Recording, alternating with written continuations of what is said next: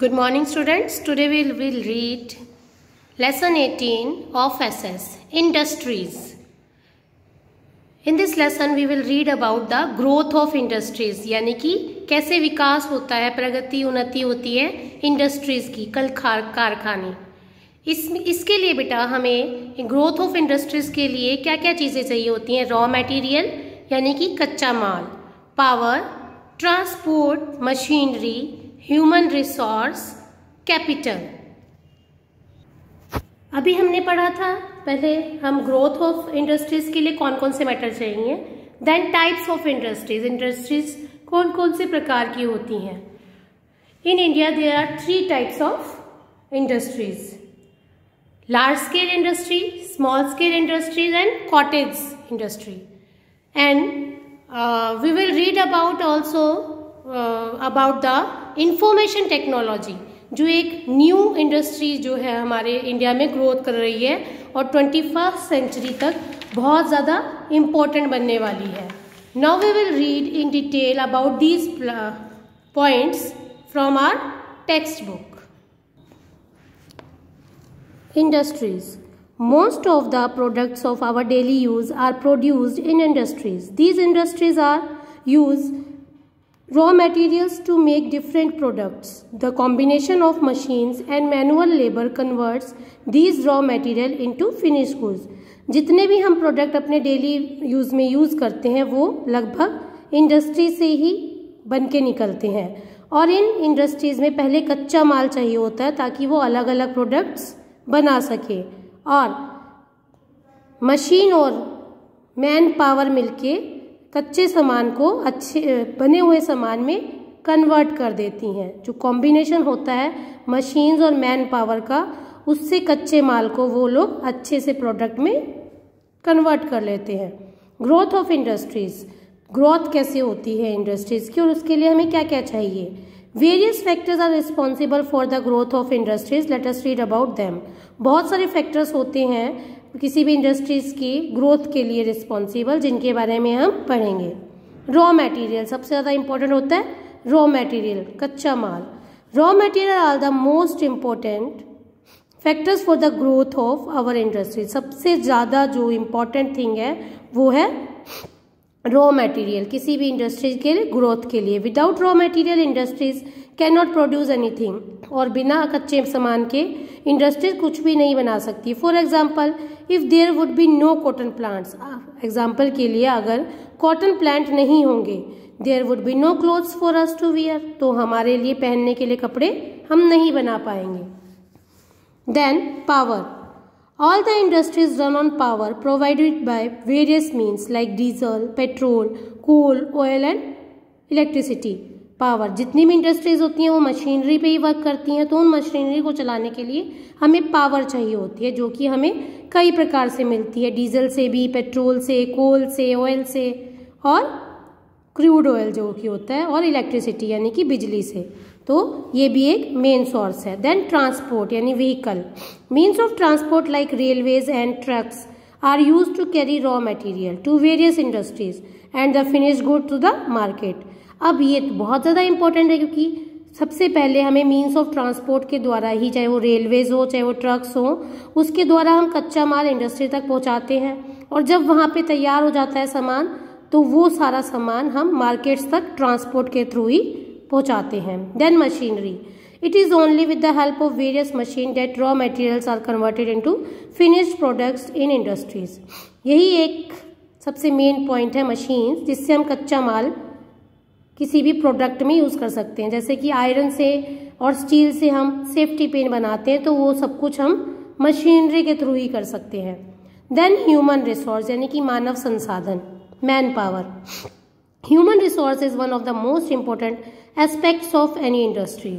The machines in our industries are run by skilled workers. और man power जो है वो भी एक मोस्ट इम्पॉर्टेंट चीज़ है इंडस्ट्री के लिए, और जो स्किल्ड वर्कर्स होते हैं यानी कि ट्रेंड जो वर्कर्स होते हैं उनके द्वारा ही मशीन्स चलाई जाती हैं.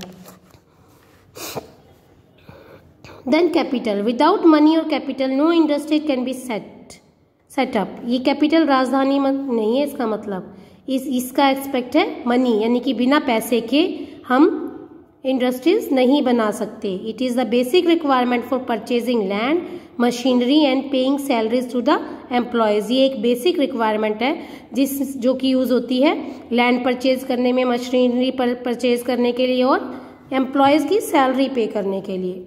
Types of industries, there are 3 major types of industries in India. 3 प्रकार की मेजर टाइप है इंडस्ट्री के भारत में, लार्ज स्केल, स्मॉल स्केल और कॉटेज।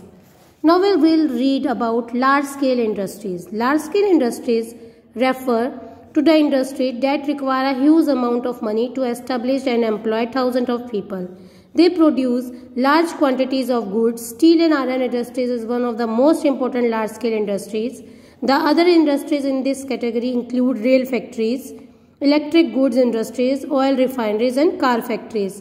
लार्ज स्केल इंडस्ट्रीज जो है उसमें क्या चाहिए होता है, बहुत सारी मनी चाहिए होती है, बहुत सारे एम्प्लॉयज चाहिए होते हैं और इसमें बहुत लार्ज क्वांटिटी में सामान बनता है।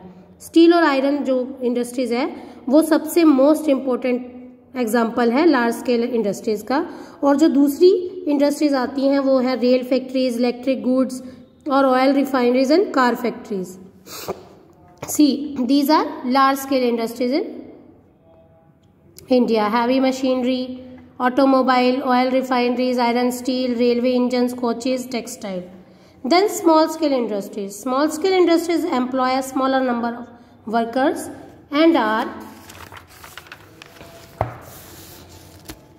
cheaper to establish compared to large scale industries. अब small scale के नाम से ही पता चल रहा है कि इसमें large scale industry से कम पैसा चाहिए और कम workers चाहिए। In these industries, manufacturing of goods is done on a small scale. इसमें भी सामान तो बनता है लेकिन small scale पे। The industries of these categories produce plastic goods, hosiery, utensils, fans, toys and cycles. और इस कैटेगरी की जो इंडस्ट्रीज होती हैं वो प्लास्टिक का जो सामान होता है, होजरी का, बर्तन, फैंस, खिलौने और साइकिल्स ही प्रोड्यूस करती हैं। These industries are well distributed all over the country. और सारे भारत में ये जो इंडस्ट्रीज का डिस्ट्रीब्यूशन बहुत अच्छे से हुआ है। Then cottage industries. Cottage industries are home based industries. ये होम बेस्ड इंडस्ट्री यानी कि हम अपने घर से इसको चला सकते हैं। In these industries work is usually done by craftsmen and artisans belonging to the same family. इसमें लोग खुद ही अपना सामान बना लेते हैं, लगभग सेम फैमिली के ही होते हैं। Item made by from stone and clay. जितने भी आइटम स्टोन और क्ले से बनते हैं, khadi, handloom, bangle making and basket making, ये सारे क्या है कॉटेज इंडस्ट्री में होते हैं और इसको घर पे ही बनाया जा सकता है और घर के लोगों द्वारा ही चलाई जाती है। देन इंफॉर्मेशन टेक्नोलॉजी, ये एक मेन एस्पेक्ट है आज जो नई इंडस्ट्रीज एक आ रही है।